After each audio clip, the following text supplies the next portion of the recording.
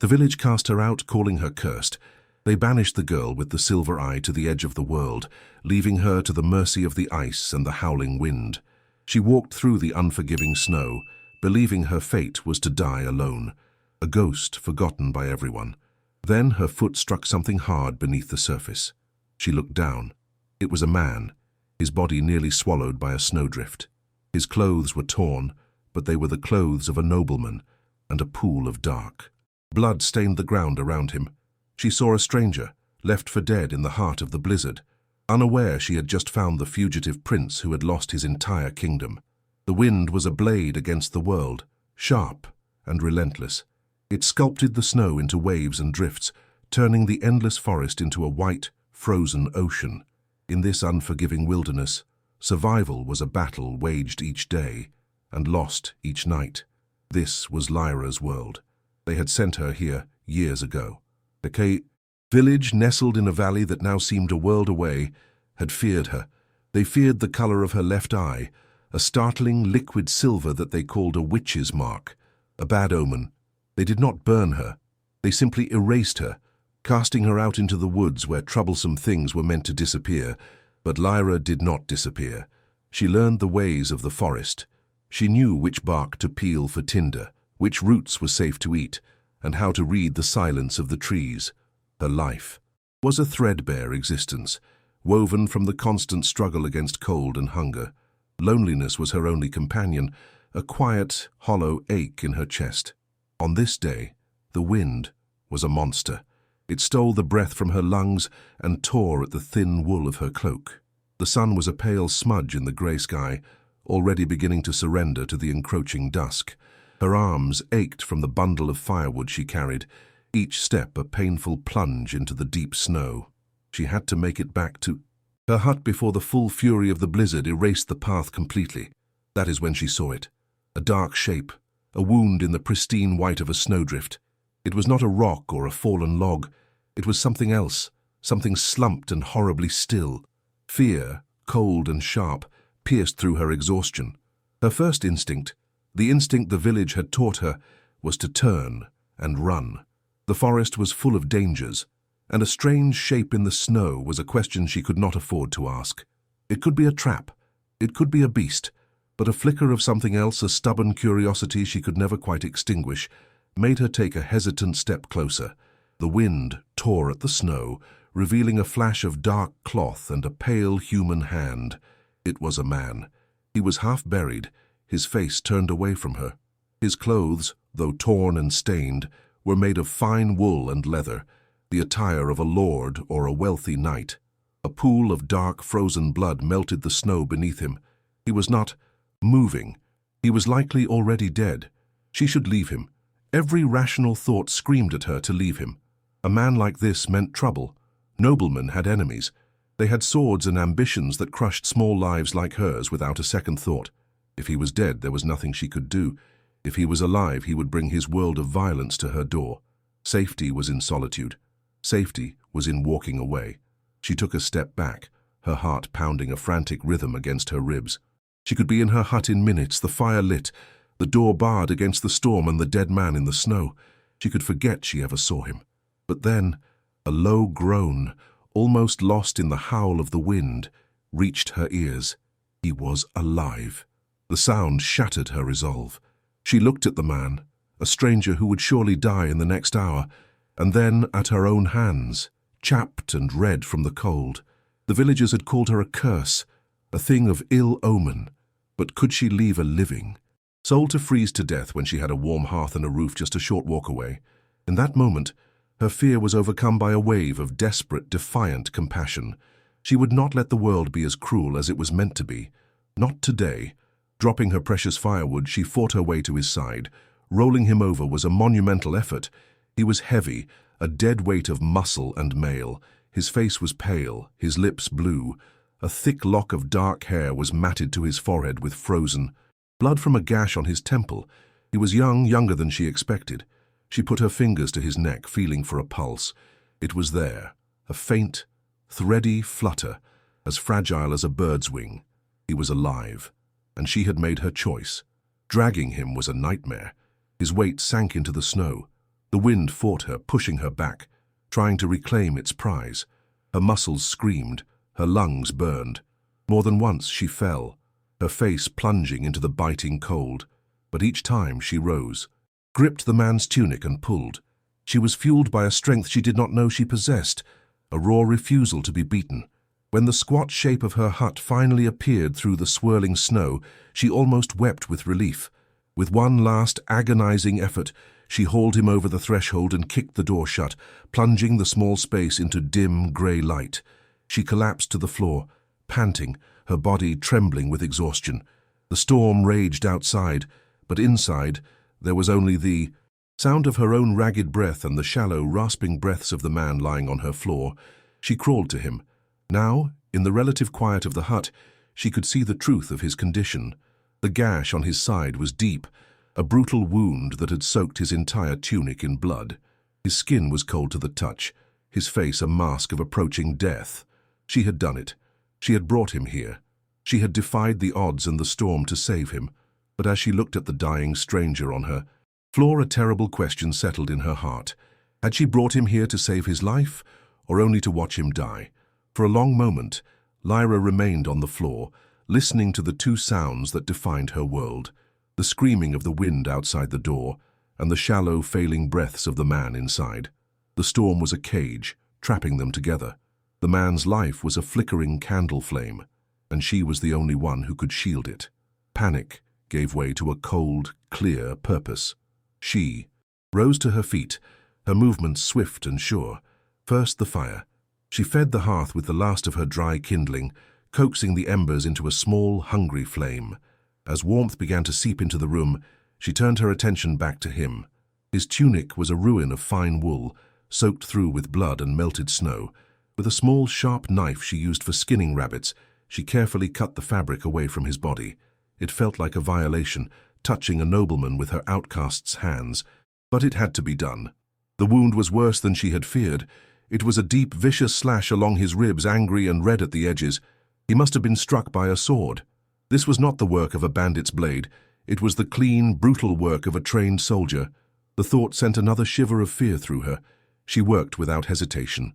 From the rafters of her hut hung bundles of dried herbs, her only true wealth. She grabbed a handful of yarrow to staunch the bleeding and crushed willow bark in a stone bowl to make a paste for the pain and fever she knew would come. She boiled water over the fire, cleansing cloths to wipe away the blood, revealing the pale skin beneath. Using a needle carved from bone and thread spun from nettle fibers, she began to stitch the wound closed. Her hands, usually steady, trembled slightly. Each time the needle pierced his skin, he flinched, a low moan escaping his lips, even in his unconscious state. She whispered quiet apologies to him, her voice a soft, unused thing in the small hut. As she worked, she saw the sigil on a heavy gold ring on his finger, a soaring eagle, its talons outstretched. It was the crest of a great house, though she did not know which one. This man was no mere knight. He was someone of power and importance, someone whose death would be sought with great determination. By bringing him in, she had painted a target on her own back. His enemies would not stop looking for him. They would scour the countryside, and eventually their search might lead them to this forgotten corner of the forest, to her isolated hut. The sanctuary she had carved for herself had just become a hiding place. Hours passed. The storm did not relent. Outside, the world was a whirlwind of white. Inside, a new battle began. A fever took hold of the stranger, his skin burning to the touch. He began to shiver violently, his teeth chattering. He tossed his head back and forth on the straw pallet, caught in a nightmare she could not see. All through the long, dark night, Lyra fought for him. She spooned sips of willow bark tea between his cracked lips. She bathed his forehead with snow water, trying to cool the fire that was consuming him from within. She sat by his side, a silent, lonely guardian against the encroaching darkness. She had risked everything for a man whose name she did not even know. Have you ever felt that sudden, unexplainable need to help, to act with compassion, even when it put you at risk? Share your story of a choice that was made not with the mind, but with the heart. As the first faint hint of dawn turned the single window of her hut from black to grey, the man's shivering finally began to subside. His breathing, though still shallow, seemed less strained. Exhausted, Lyra leaned her head against the rough wood of the wall, daring to hope that the worst was over. Then his eyes opened. They were not clouded with fever or delirium. For a single, startling moment, they were perfectly clear, a deep and piercing blue. They fixed on her face, not with confusion, but with a look of profound, shocking intensity. He saw her. He truly saw her. And then, just as quickly, his eyes fluttered shut, and he fell back into a deep, unnervingly still unconsciousness. That single moment of clarity changed everything.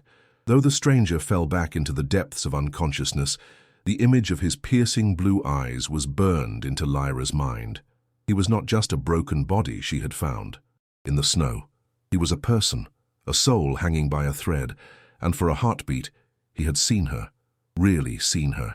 The days that followed blurred into a slow, quiet rhythm, dictated by the needs of the wounded man. The storm passed, leaving the forest draped in a blanket of pristine, silent snow. Lyra's life, once governed only by her own survival, now revolved around his. She hunted with a new intensity, her arrows flying truer, her snares yielding more than they had in months. She needed more food, more firewood. His life depended on her strength. Her small hut, once a lonely shelter, had become a sick room, a fortress, a sanctuary. For Prince Kaelan, these days were a disjointed dream. He floated in a sea of pain and fever, adrift between the nightmare of his past and the strange peace of the present. The memories were sharp and cruel. The clash of steel, his father's shout, the sneering face of his traitorous uncle, and the searing pain in his side as he fell from his horse into the cold, suffocating snow. But woven through the horror were new sensations, the gentle warmth of a fire on his skin, the clean, earthy smell of herbs, the taste of hot, savory broth spooned carefully past his lips, and a presence, a quiet, watchful presence. He would sometimes surface from the darkness to see a silhouette against the firelight, a figure with a strange, luminous eye that seemed to hold the calmness of the winter moon. He did not know if she was an angel or a spirit of the woods, but he knew she was the reason he was still alive. Lyra found herself watching him, this dangerous stranger, who now occupied the center of her world. When he was asleep, she would study the lines of his face. He was no older than her, yet his expression held the weight of a man who had seen too much. His hands, though pale from blood loss, were hard with the calluses of a swordsman. The signet ring, with its soaring eagle, was a constant, heavy secret between them. Who was he, and what world of violence had he escaped? On the fourth day he woke. This time his eyes stayed open. The fever had broken, leaving him weak and drenched in sweat, but lucid. He blinked slowly, taking in the rough-hewn timbers of the ceiling, the crackling fire, and finally Lyra, who sat mending a rabbit-skin glove by the hearth. He tried to speak, but his throat was a desert. A dry, rasping sound was all that came out. Lyra was by his side in an instant. She lifted his head gently and brought a cup of cool water to his lips. He drank greedily. The water was the most precious thing he had ever tasted. "Thank you," he whispered, his voice a hoarse shadow of itself. Lyra simply nodded, her silver eye watching him with an unreadable expression. She offered him a small bowl of thin, nourishing broth, and he ate, his hands shaking with weakness. He was completely at her mercy. A prince, who once commanded armies, was now dependent on the kindness of a single outcast girl in a remote hut. Irony was a bitter pill to swallow. The silence between them was not awkward, but thick with unspoken questions. He was a man with 1,000 secrets, and she was a woman who had learned that secrets were dangerous. For now the quiet was a truce. He was too weak to be a threat, and she had already made the choice to save him. For 3 more days, this fragile peace held. He regained a little strength each day. He could sit up on his own, his back resting against the wall. They exchanged few words, but a silent understanding began to grow. He was grateful and she was vigilant. The sanctuary felt real, safe. Then, on the 7th day, a sound shattered the stillness of the forest. It was not the howl of a wolf or the cry of a hawk. It was the deep, baying call of hounds, followed by the distant, piercing blast of a hunting horn. The sound was alien here, a sound of men and horses, of a world that should have been leagues away. Lyra froze, her hand clenching the bowl she was holding. Her eyes darted to the door. her heart hammering against her ribs. But the stranger's reaction was even faster. Though his body was still weak, his instincts were honed sharp by years of training. He pushed himself upright, his eyes wide with a familiar terror. His right hand flew to his side, grasping for a sword that was not there. The look on his face was not one of a man afraid of being found, but of a protector, afraid of endangering someone else. The horn blasted again, closer this time. They locked eyes across the small hut. The fragile peace of the sanctuary shattered. The hunt was on, and they were the prey. The horn blew a third and final time, its call echoing through the frozen trees before fading into the vast silence of the woods. Lyra and the stranger remained frozen, two statues in the dim light of the hut, their ears straining against the quiet. Minutes stretched into an eternity. There were no more sounds, no shouting, no barking, no tramp of horses. The hunting party had moved on. The immediate danger had passed, but the sanctuary had been violated. The fragile bubble of peace had burst, leaving behind a cold, hard awareness. The world was out there, and it was looking for him. The fear they had just shared was a new, unspoken bond between them. In the days that followed, a subtle shift occurred. The man, Kaelan, though neither of them had yet spoken his name, was no longer just a patient. He began to move about the small hut, his steps still careful, his hand often resting on his bandaged side, but with a growing purpose. The weakness was receding, and the man he was before, the prince and the soldier, was beginning to surface. He watched Lyra as she worked, his gaze intense. He saw the way she expertly skinned a rabbit, the way she conserved every last bit of firewood, the quiet efficiency of her survival. He saw her strength, and he felt a profound, aching debt. One morning, he saw her struggling to split a stubborn log with her worn, dull axe.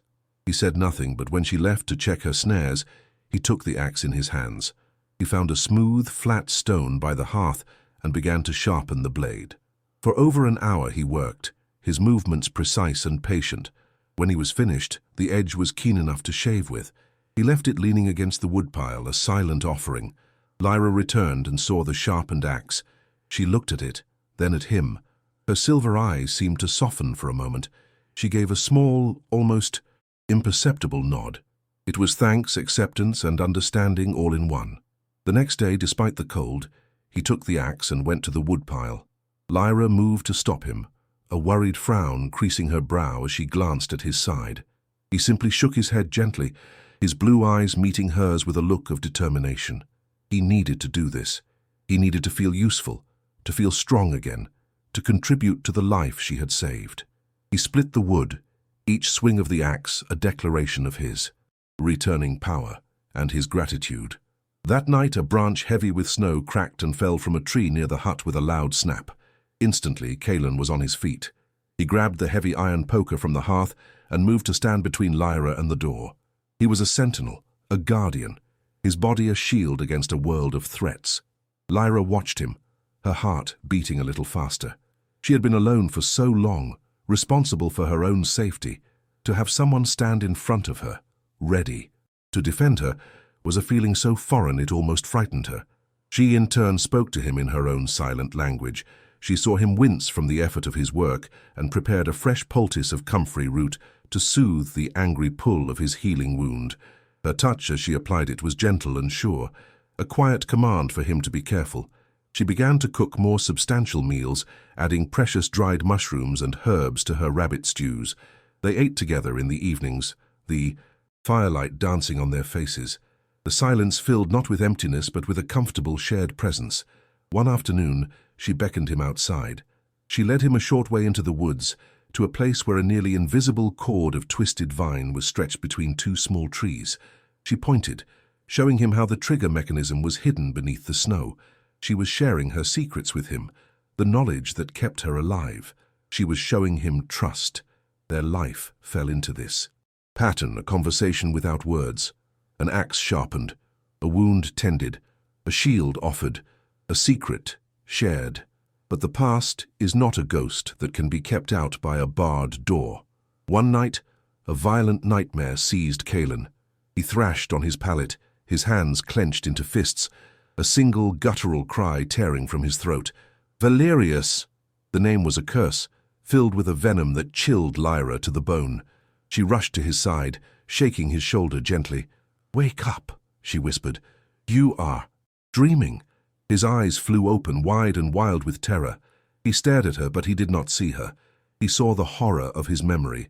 He was breathing in harsh, ragged gasps, the mask of the calm, grateful stranger completely gone. In its place was the raw, broken face of a boy who had watched his world burn. "The eagle," he choked out, his voice cracking with despair. He tore the banner down." He looked at Lyra then, his focus returning, and she saw the profound, bottomless grief in his eyes. The wall he had built around himself had crumbled, and she was seeing the wounded prince in all his pain and loss. The mystery of who he was had just been replaced by the terrible question of what had been done to him. The name, Valerius, hung in the air between them, heavy and cold as a block of ice. Kaelan did not offer an explanation, and Lyra did not ask for one. The raw agony in his eyes was a story in itself. She simply rose, added another log to the fire, and sat back down, granting him the dignity of her silence. It was a language they both understood perfectly. He retreated into himself, the mask of the stoic stranger falling back into place, but it was different now. The mask was cracked, and she had seen the vulnerable man beneath. He would catch himself tracing the outline of the eagle on his signet ring, his jaw tight, with a sorrow so deep it seemed to have no end. Lyra watched him, and the pieces of the puzzle began to fit together in her mind. The eagle on the ring, the eagle banner from his nightmare, the name of a man spoken like a curse. She was an outcast, but tales from the world beyond the forest still found their way to her through traveling trappers and merchants in years past. She knew the crest of the royal house of Eldoria was a golden eagle, a symbol of justice and strength. The man on her floor wore the sigil of a king. The girl with the silver eye could only guess at the truth, but the truth was a tale far darker than she could imagine. His name was Kaelan, Crown Prince of Eldoria. He was the only son of a wise and beloved king whose reign had brought 2 decades of peace to the realm. But peace can make powerful men restless, and no man was more restless than the king's own brother, Lord Valerius. Valerius was a man forged in shadow, his heart corroded by a lifetime of jealousy. While his brother was lauded for his diplomacy and strength, Valerius was overlooked, his own ambitions left to fester in the dark. He adopted his own sigil, a twisted mockery of the royal crest, a black eagle, its wings sharp as daggers, its eyes cold and predatory. The betrayal came, as it so often does, under the guise of celebration. During the midwinter feast, as the king's hall rang with music and laughter, Valerius's men struck. They were soldiers sworn to the realm, but on their shields they bore the black eagle. They stormed the hall, cutting down the loyal royal guard. Kaelan watched in horror as Valerius himself tore the golden eagle banner from the wall, casting it into the hearthfire. He saw his own father fall, a sword in his back. Kaelan, his heart shattered, fought his way out. He cut through 2 of his uncle's men, but a third caught him with a wicked blow to his side. Wounded and bleeding, he fled the castle on horseback, escaping into the heart of the blizzard as the screams from the hall faded behind him. He rode until his horse collapsed, then stumbled on foot through the snow. The black eagle of his uncle's treachery burned into his memory. He had lost his father, his home and his kingdom in a single night. In the quiet of the hut, days after the nightmare, Kaelan finally broke the silence. He had watched her move, her grace and resilience a constant silent reproach to his own despair. He had to know her. "What is your name?" he asked, his voice steady. She looked up from the arrow she was fletching, her silver eye catching the firelight. "Lyra," she said. He held her gaze, a silent acknowledgement of all she had done. "I am Kaelan." It was a simple exchange, but it was a vow, an offering of trust. They were no longer a stranger and an outcast. They were Lyra and Kaelan. His strength returned fully. The wound was now a puckered, angry scar, a physical reminder of the deeper wound he carried within. He began to help her with her daily tasks, the 2 of them moving around each other in an easy, practiced rhythm. The hut began to feel less like a hiding place and more like a home. One crisp, cold morning, Kaelan was strong enough to join her in checking the snare lines.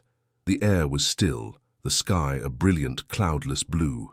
For the first time in weeks, Kaelan felt a flicker of something other than grief or fear. Lyra led the way, her steps light and sure on the frozen ground. She stopped suddenly, holding up a hand for him to be still. She pointed to the ground. There, pressed into the fresh snow, was a footprint. It was not hers, nor was it his. It was the deep, clear impression of a heavy military boot studded with iron nails. As they scanned the surrounding snow, they saw another, and then another. A patrol had passed this way, and recently. Then Lyra's gaze fell upon a nearby branch. Caught on a sharp twig was a small scrap of dark fabric, torn from a cloak or a tunic. It was black, and woven into it, with a shimmering silver thread, was the unmistakable shape of a single, predatory feather. The black eagle. They were not coming. They were already here. The scrap of black cloth felt like a brand against Lyra's skin. The silver feather seemed to mock them, a promise of the death that was sweeping through her woods. The brief peace they had found was an illusion, a fragile thing that had just been stomped out by an iron-heeled boot. Kaelan's face was a mask of grim resolve. All traces of the recovering patient were gone, replaced by the hardened prince who had watched his kingdom fall. His eyes, fixed on the footprint in the snow, were chips of blue ice. "You must go," he said, his voice low and urgent. He turned to her, his hands gripping her shoulders. "Take what you can and run west toward the mountains. They are looking for me, not you. I will lead them away, to the east." Lyra looked up at him, her silver eye flashing with a fire he had never seen before. She shook her head, a single defiant gesture. "This is my home," she said, her voice quiet but unyielding. "I am not leaving, and I am not leaving you." It was the first time she had ever argued with him, the first time she had openly defied him. A tense silence stretched between them. He was a prince, used to being obeyed, but she was the woman who had saved his life, the queen of this small, harsh kingdom of snow and trees. Here, they were equals. He saw the stubborn strength in her jaw and knew he could not force her to go. They would face this together. Miles away, a man on a black war horse stared into the dense forest, his breath pluming in the cold air. Captain Marius was a patient man, a hunter who enjoyed the chase. He served the new king, Valerius, not out of loyalty, but because Valerius paid well and appreciated his cruel efficiency. He had been tracking the fugitive prince for weeks, and the trail had finally led him to this miserable, frozen wasteland. His men were restless and cold, but their fear of Marius was greater than their discomfort. He was a man who commanded obedience through a calm, precise brutality. The trail. "Vanish is here," his lieutenant said, gesturing to the endless trees. He could be anywhere. Marius surveyed the landscape, his cold eyes missing nothing. "A prince cannot survive alone in a place like this," he mused, more to himself than to his men. "He needs shelter, food, help." His gaze drifted toward a thin plume of smoke rising in the far distance. "And where there is smoke, there are people." He spurred his horse, and the patrol rode toward the small village nestled in the valley. They descended upon the collection of huts like wolves upon a flock of sheep. The villagers, already struggling against the harsh winter, stared in terror at the soldiers bearing the Black Eagle sigil. Captain Marius dismounted, his movements deliberate. He gathered the village elder, a portly man named Fendrel, whose fear made him sweat despite the cold. "We are looking for a fugitive," Marius said, his voice deceptively soft. "A man with dark hair and blue eyes, likely wounded. He is a traitor to the king. Hiding him is treason, and treason is punished by fire." He let the threat hang in the air. The villagers exchanged fearful glances. Fendrel, the same man who had championed Lyra's exile years ago, wrung his hands. "No one has seen such a man, my lord. We are simple folk, we keep to ourselves." Marius smiled, a thin, predatory expression. "I am sure you do." He nodded to one of his men, who dismounted, grabbed a torch from his saddle, and lit it from a nearby brazier. The soldier walked calmly toward the nearest cottage, its thatched roof dry as tinder. Panic erupted. A woman shrieked. Fendrel fell to his knees. "No, please! We know nothing." A moment of fear can make people do terrible things, even betraying one of their own to save themselves. Have you ever been faced with a choice where your safety was pitted against what was right? It was Fendrel who broke. His fear of fire was greater than his shame. "Wait," he cried out, his voice cracking. There is the outcast, the girl. Marius paused, his eyes narrowing with interest. Go on. She lives alone, deep in the woods, Fendrel stammered, refusing to meet the eyes of his fellow villagers. A curse on her. She has a witch's eye. If anyone were to hide in these woods, it would be with her. No one else goes that deep into the forest. A slow, triumphant smile spread across the captain's face.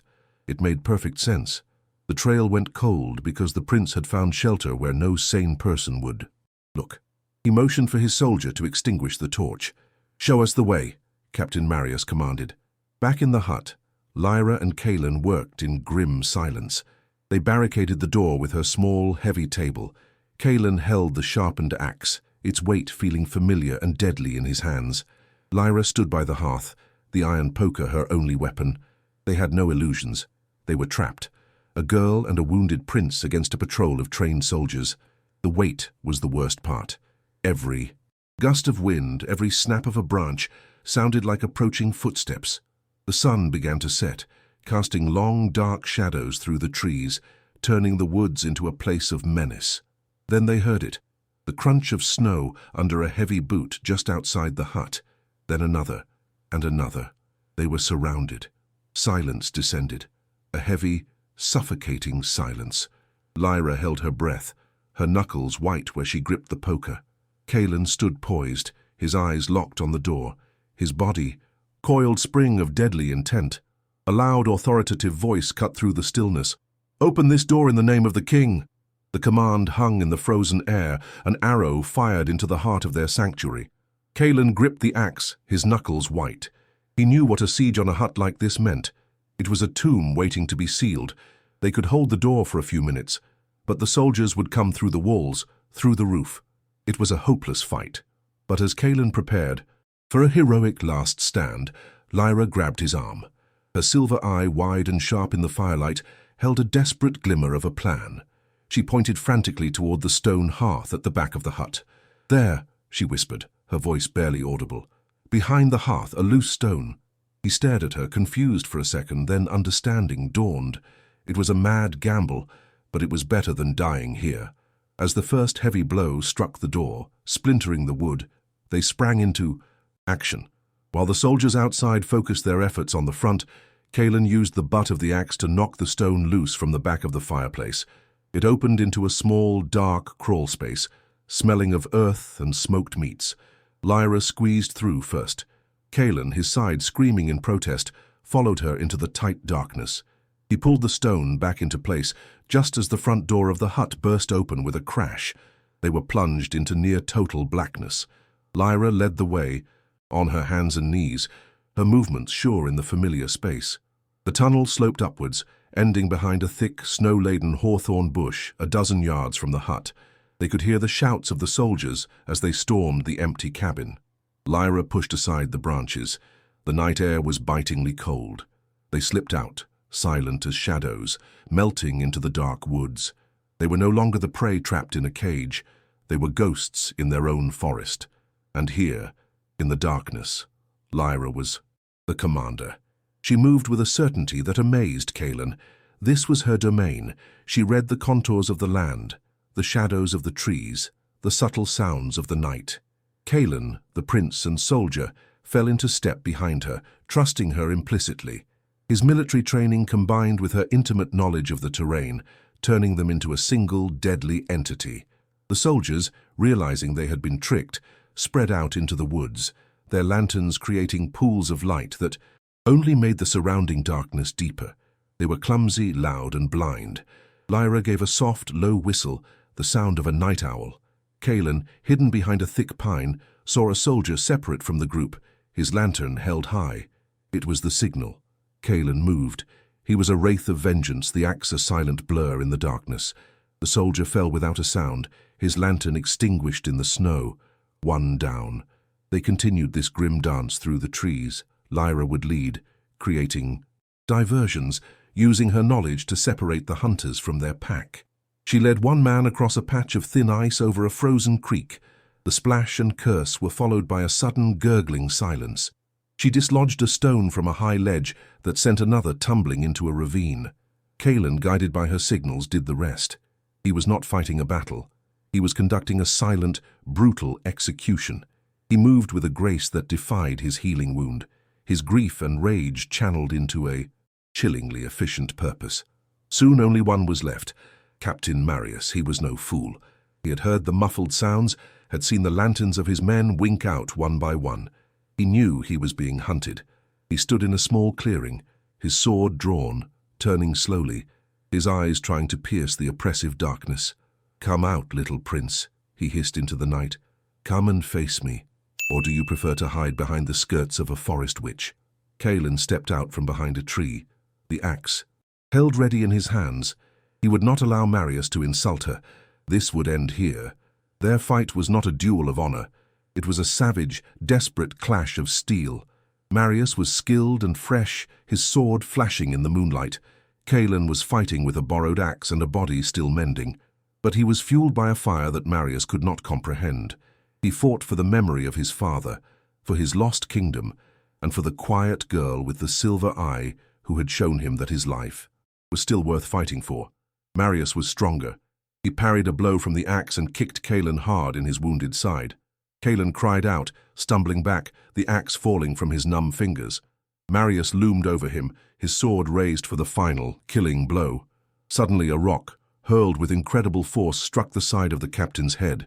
He staggered, his ears ringing, his vision blurring for a critical second. He turned to see Lyra, standing 20 paces away. Another rock, already fitted into a simple leather sling she had whirled into motion. That single second was all Kaelan needed. He surged upward from the ground, ignoring the fire in his side, and tackled Marius, driving him backward. The captain fell, his head striking a stone with a sickening crack. He lay still, his eyes wide and vacant, the last of the black eagles grounded forever. Silence descended upon the clearing, broken only by their harsh, ragged breaths. It was over. The patrol was gone. They stood in the cold, moonlit snow, surrounded by the grim results of their shared fight for survival. They were alive, they were free, and they were utterly alone together. The bodies of the fallen soldiers lay like dark stains upon the pure white snow. The moon bore silent witness to the carnage. In the aftermath of the fight, there was no glory, only a profound and heavy silence, the cold air sharp in their aching lungs. Adrenaline faded, leaving behind a bone-deep weariness and the grim reality of what they had done to survive. Kaelan looked at Lyra. Her face was pale in the moonlight, her expression unreadable, but her hands, still clutching the simple sling, were steady. She had not flinched from the violence. She had met it with a quiet, fierce strength that humbled him. Without a word, he retrieved his axe. She collected the rocks for her sling. Together they turned their backs on the clearing and walked toward the hut. The cabin was a wreck. The door was splintered and broken, hanging from a single leather hinge. The cold night air had invaded their sanctuary, chasing away all the warmth. It felt violated, broken, just like them. They worked together in the dim firelight, their movements synchronized. He salvaged what he could of the door, propping it in place, a flimsy barrier against the night. She swept the floor clean of debris and rebuilt the fire, coaxing it back to life, her small actions a defiant claim on their home. She brought him a basin of warm water and a clean cloth. He cleaned the blood from a cut on his cheek, then gently took the cloth from her and wiped a smudge of dirt from her face. She examined the wound on his side, which had partially reopened in the fight. Her touch was no longer just that of a healer. It was intimate, familiar. As she dressed the wound again, he did not look away. He watched her hands, her focused expression, memorizing the face of the woman who had fought beside him, the woman who had saved him in every way a person could be saved.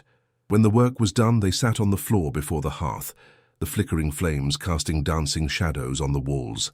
The silence returned, but it was a new kind of silence.